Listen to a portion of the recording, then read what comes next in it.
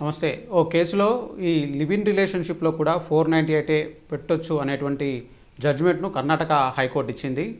తాజాగా ఈ వ్యవహారం సుప్రీంకోర్టును కూడా చేరింది. ఈ నేపథ్యంలోనే సుప్రీంకోర్టు ఒక అమికేస్ క్యూరీని కూడా ఈ వ్యవహారం పైన ఏర్పాటు చేసింది.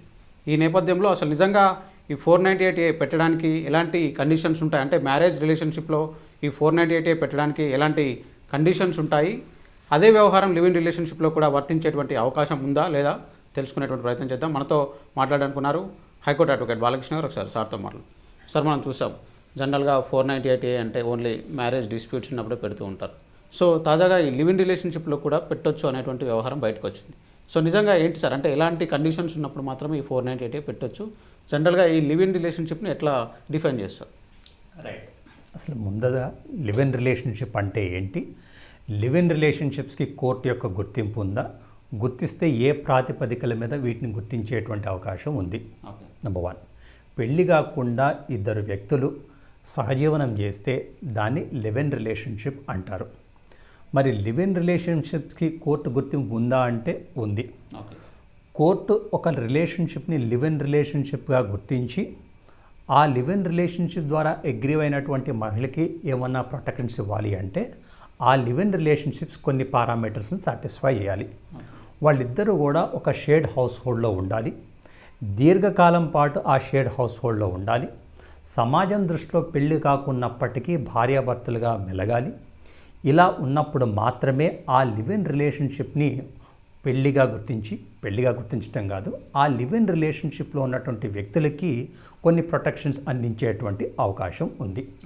అయితే ముందుగా మీరు అడిగినటువంటి ప్రశ్నకి సమాధానం, లివ్ ఇన్ రిలేషన్షిప్లో అగ్రీ అయినప్పుడు మహిళ 498 కేసు పెట్టేటువంటి అవకాశం లేదు. అయితే ఆమెకు కొన్ని సివిల్ రెమెడీస్ ఉన్నాయి. ఎలా ఉన్నాయి అంటే, మనకి protection of women from domestic violence act 2005 అని చెప్పి ఒక చట్టం ఉంది, అదే డీవీసీ చట్టం. ఈ చట్టంలో section 2 subsection F domestic relationship అంటే ఏంటో డిఫైన్ చేయడం జరుగుతుంది. అందులో relationship by blood or consanguinity, relationship by marriage లేదా relationship in the nature of marriage, ఈ in the nature of marriage అని చెప్పి ఏదైతే క్లారిఫికేషన్ ఉందో ఆ పర్టికులర్ కేటగిరీలోకి లివ్ ఇన్ రిలేషన్షిప్ వస్తుంది.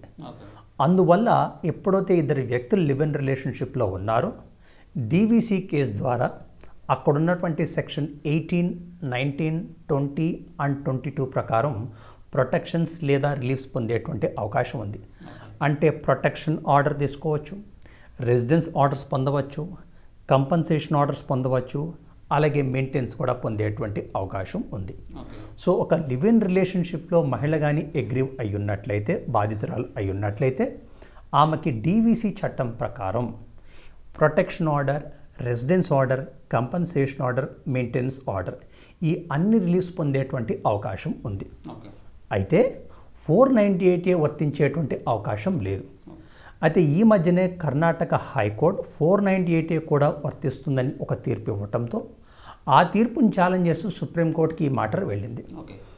ఎందుకు సుప్రీంకోర్టు 498 వర్తించదని చెప్పే అవకాశం ఎక్కువ ఉంది అంటే, మనకి సివిల్ మ్యాటర్ వేరు, క్రిమినల్ మ్యాటర్ వేరు. సివిల్ డిస్ప్యూట్స్లో హేడెన్స్ రూల్ ఆఫ్ ఇంటర్ప్రిటేషన్ అని చెప్పేసి ఒకటి అప్లై అవుతుంది, అది మనకి క్రిమినల్ లాస్లో వర్తించదు. అంటే ఒక చట్టాన్ని మనం ఇంటర్ప్రిట్ చేసేటప్పుడు ఎయిదర్ లిటరల్ ఇంటర్ప్రిటేషన్ కానీ, గోల్డెన్ రూల్ ఆఫ్ ఇంటర్ప్రిటేషన్ కానీ, లేదా హేడెన్స్ రూల్ ఆఫ్ ఇంటర్ప్రిటేషన్ కానీ యూజ్ చేస్తారు.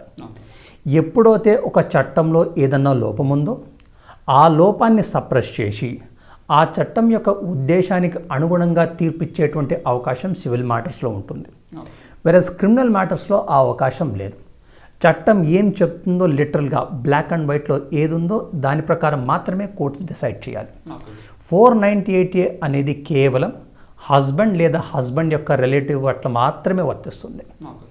వెరస్ లివ్ ఇన్ రిలేషన్షిప్లో ఇంకా పెళ్ళి కాలేదు. ఎప్పుడైతే పెళ్ళి కాలేదో ఆ మగ వ్యక్తి హస్బెండ్ అవ్వడు, లేదా హస్బెండ్ యొక్క రిలేటివ్ కూడా కారు. కాబట్టి 498 అనేది హస్బెండ్కి ఆ లివ్ ఇన్ రిలేషన్షిప్లో ఉన్నటువంటి మేల్ పార్ట్నర్కి వర్తించేటువంటి అవకాశమే లేదు.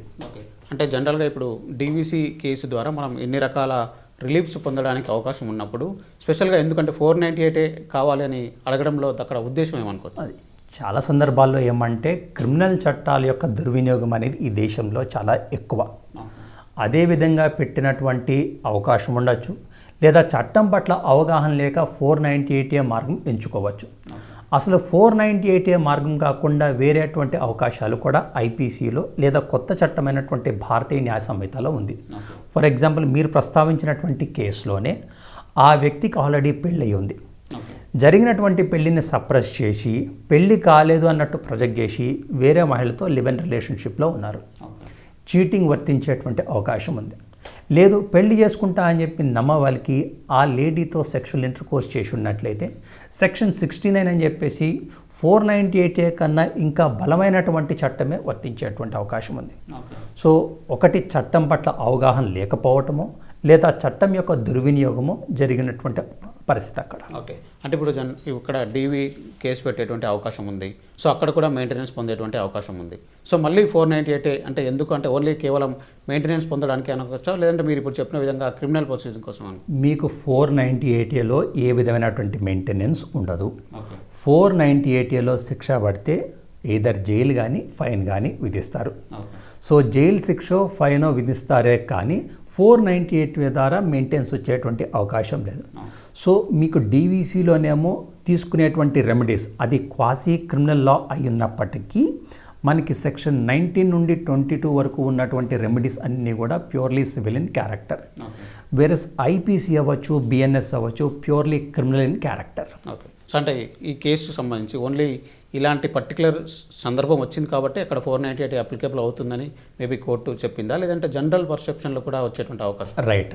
అసలు ఒక రిలేషన్షిప్ అంటే ఒక లివ్ ఇన్ రిలేషన్షిప్ని మ్యారేజ్తో ఈక్వాలెంట్గా మనం కన్సిడర్ చేయొచ్చా లేదా అనే విషయానికి సంబంధించి కోర్టు కొన్ని క్రైటీరియా లేడౌన్ చేసి ఉన్నప్పటికీ ప్రతి కేసు కూడా యునిక్ అండ్ డిఫరెంట్.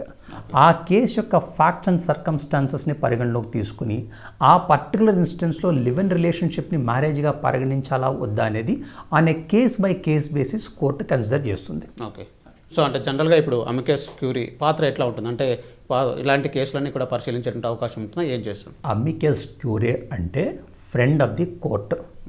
కొన్ని అంశాల నిమిత్తం కోర్టుని అసిస్ట్ చేయాలి అనే ఉద్దేశంతో అమికస్ క్యూరీని అపాయింట్ చేస్తుంటారు.